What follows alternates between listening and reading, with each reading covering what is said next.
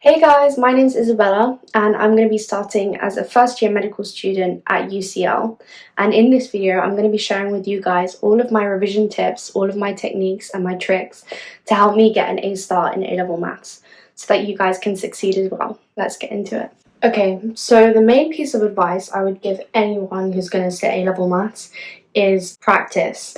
And this is what everyone says, and it's for good reason, because once you've practiced a certain number of questions from a topic in maths, it's going to be in your head. You're going to know how to tackle those questions in the exam. Because particularly with A-level, like the difficulty of the exam questions, it varies, but it doesn't vary that much. Like it doesn't go beyond a certain level of difficulty. So once you've practiced as many questions as you possibly can, you're going to be set. Like you're going to be great, good to go for the actual exam, and you're going to know how to tackle whatever topic is thrown at you. Get your hands on as many practice questions as possible from as many different resources as possible. Some great resources I used were Save My Exams, particularly for Pure. I started using this around mid-year 12 because at the beginning of year 12 I was not doing well in maths. Like I was on like a D grade, and I started using this like around mid-year 12, and I saw my grades go up so much just because I would practice and use these questions every single day. I would also use Mad as Maths, particularly for mechanics and stats. I think it's a great resource for giving you questions with a variety of levels of difficulty, just so you can feel comfortable with the questions and so you can actually test your knowledge. With Mad as Maths, they're written like exam questions, and I think that's so helpful because there's a limited number of exam questions. So once you've done all of the exam questions, you'll start finding different resources that might not necessarily compare in the same way to those questions and give you the same level of practice that you need. But I think with Mad as Maths, they definitely do. So I definitely recommend using that as a resource, particularly for mechanics and stats. That brings me to my next point. Regarding the practice questions, I would say start with the hardest questions. That's what I did. I think this completely changed my revision and my trajectory really for how I was going to do in my A-level, because like I said at the beginning of year 12 I was not doing well in maths. So if you're there right now, like if you're at the starting year 12 and you feel like A-level maths is so hard, it's so much harder than GCSE, that's what I felt.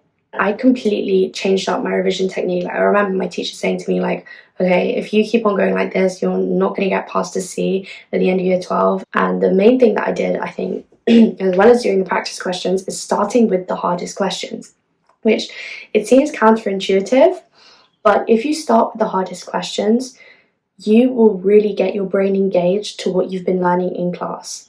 So any kind of recollection of the skill used to tackle questions in that topic, it will automatically come back to you. After hours and hours of looking at the very hardest question, it will come back to you, and you'll be able to get a well-rounded sense of the topic and the skills that you use to tackle questions in that topic. So for example, in Save My Exams, they have different sections with different levels of difficulties. They have like an easy section, medium, hard, very hard. I would always start with very hard. No question as to whether I felt I understood the topic, because a lot of the times I really didn't. I was like, oh no, I've got a test coming up. I have absolutely no idea what I'm going to do. But I would start with the very, very hard questions. Even if I only got through like 2 of them that night in like 3 hours, that would be better than me doing a whole bunch of easy questions, because my brain would be totally engaged. And any question they threw at me in the exam, if I managed to tackle those 2 questions in those 2 hours, if I sat with it and I stared at it for 2 hours, you'll be able to answer no matter what question they throw at you. If you get too stuck, go back, do not look at the answers, go away from it, come back to it, try and tackle it again. Once you've engaged your brain as to questions of that level of difficulty for so long, you'll be able to answer no matter what question they throw at you. Once you've done the hardest thing in maths, the rest just comes easily. Start with the hardest questions. That would always be my advice. The next thing I would say is listen in class, which seems obvious, but a lot of people don't listen in class. And for maths, I think that's absolutely fatal. I used to not listen in mechanics, and I would be so lost. Like I would go home, try and do the homework, and I would end up looking at all of the answers and just writing that down, because I would just have no idea what they were talking about in class because I hadn't listened, to be honest.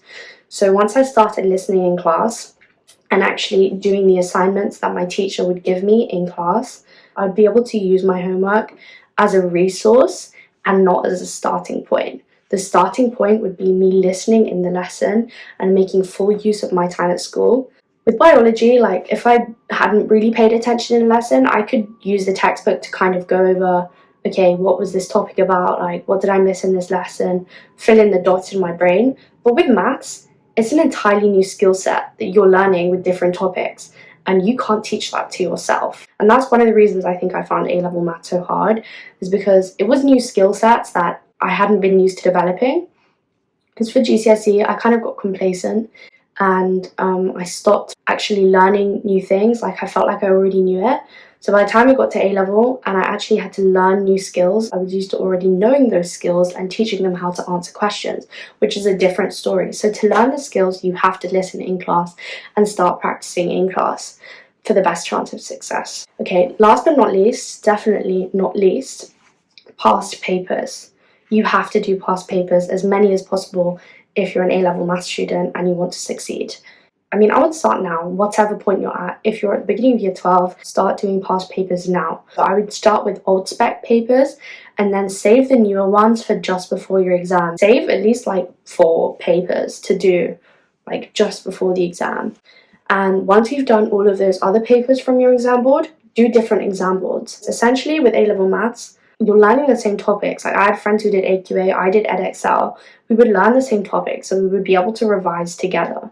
So once you've done all of the past papers from your exam board, from the old and the new spec, then do them from different exam boards, because you're still going to be able to practice those essential skills that you need in an exam to be able to apply your knowledge from a particular topic to any question that you're given. Those are the main things that I would say helped me get an A star in A-level maths.